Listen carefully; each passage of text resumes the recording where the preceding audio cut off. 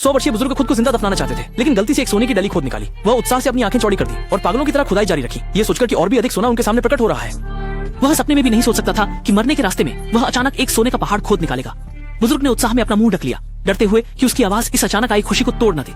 इन सोने के साथ उसका बाकी जीवन आराम से बीतेगा, लेकिन उसे यह नहीं पता था कि यह सोना उसे अंतहीन गहराई में खींच ले जाएगा। बूढ़ा आदमी सारा सोना लेकर शहर की ओर चल पड़ा।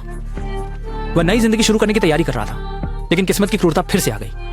एक समूह पराजित नाजी सैनिकों ने उसकी आगे की राह रोक दी और सोना पाने वाले सैनिक तुरंत लूटपाट करने लगे। बूढ़ा व्यक्ति अत्यधिक घृणा से भर गया, पर इतने सारे सैनिकों के सामने वह केवल चुपचाप सहन कर सकता था। परंतु उसने यह नहीं सोचा था कि सैनिक इतने निर्दयी होंगे। उन्होंने न केवल उसका सोना छीना, बल्कि उसकी प्यारी छोटी कुत्ते को भी नहीं छोड़ा।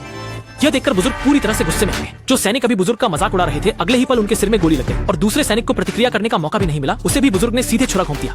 आवाज सुनकर सैनिकों ने मशीन गन उठाकर अंधाधुंध फायरिंग शुरू कर दी, लेकिन सारी गोलियां उनके साथियों पर ही लगी। एक पल भी नहीं बीता था कि सभी सैनिकों को मुफ्त का खाना मिल गया।